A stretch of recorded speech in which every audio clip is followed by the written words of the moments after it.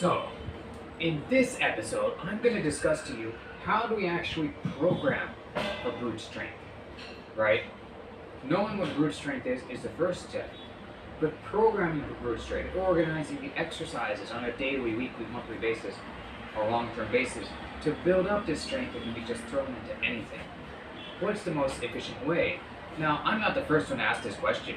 A lot of people have tried to answer this question, right? You might think, if you have no experience, that brute strength, right?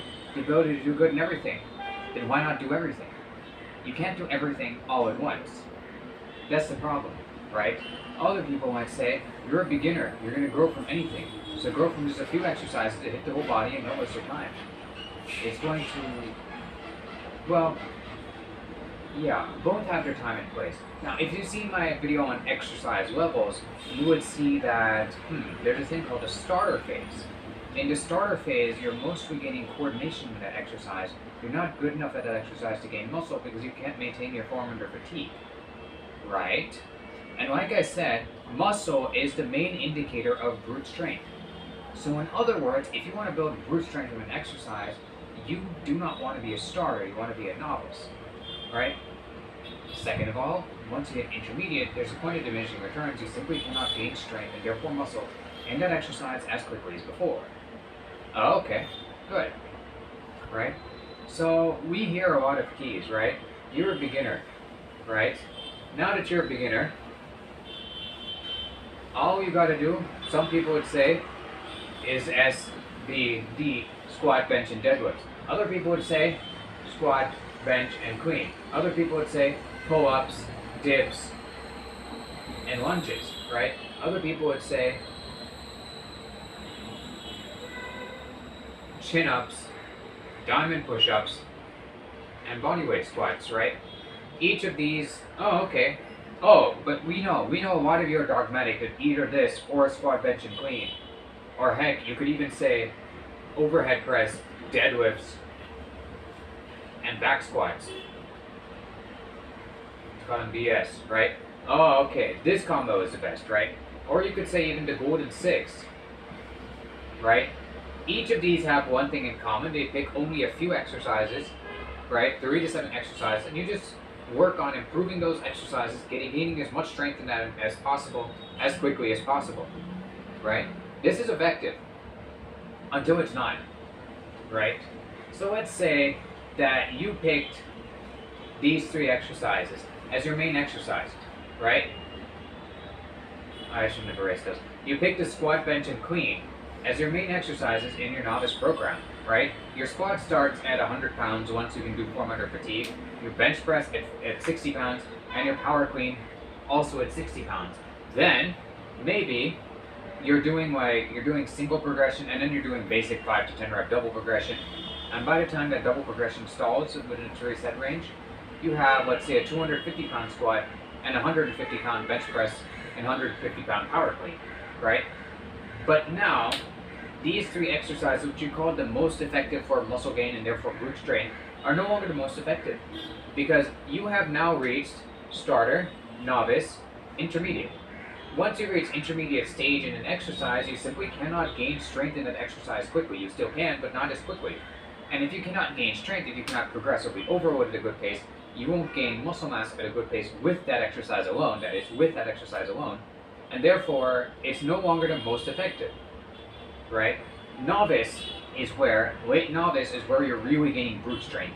Starter phase, you're gaining exercise-specific strength. You're gaining blah blah strength in the starter phase, but in the novice phase, where you can do form under fatigue, but you've not gained so much strength that you can no longer gain strength quickly, this is where you're gaining the greatest rate of muscle mass, okay? So let's say that your squat is now 250, your bench is 150, and your power clean is also 150.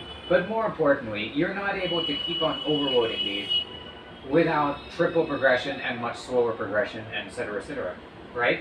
So now that you cannot continue to progressively overload these as quickly, they are no longer the most effective 3 exercises. Then what do? We pick another 3 or 4 exercises.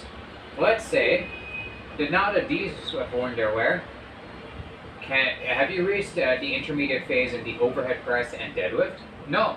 Now, your deadlift and overhead press are stronger than if you've never trained these three, almost definitely, but you've not reached intermediate phase. So let's say maybe you've reached from here, this strength level, to maybe here, but the intermediate phase is up here, right? Let's say untrained completely, your overhead press might have been 30 pounds, right?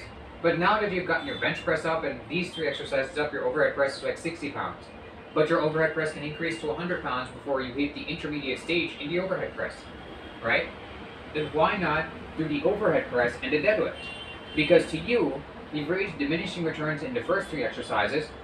Why not do another set of exercises until you do diminishing returns, right? And then once the overhead press and deadlift both reach intermediate phase, why not do other exercises which have not yet reached the intermediate phase?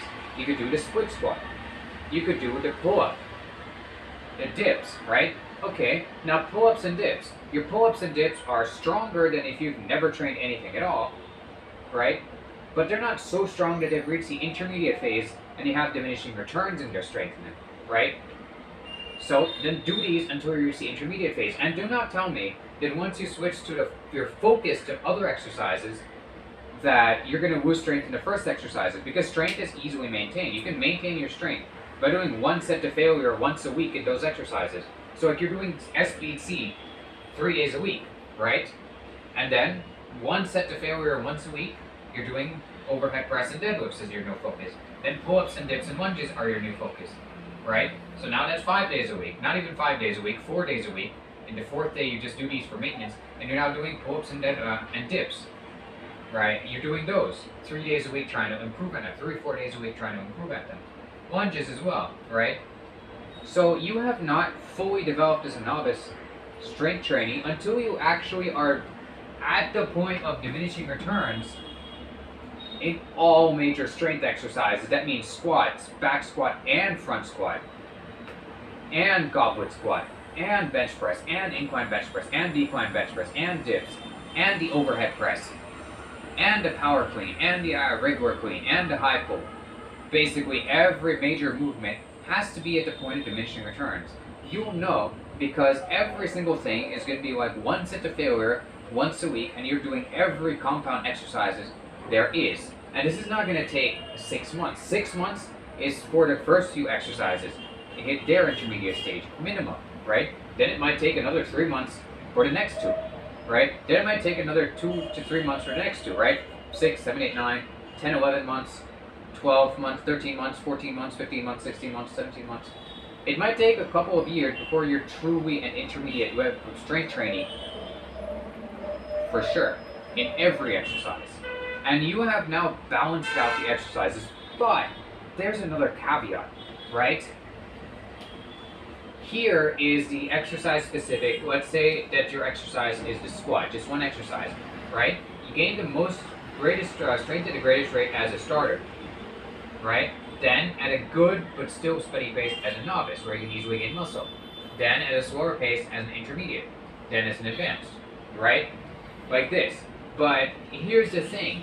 You don't start gaining brute strength, which is not specific to that movement, until you hit novice phase and you can maintain form under fatigue. We call this second line under here your brute strength.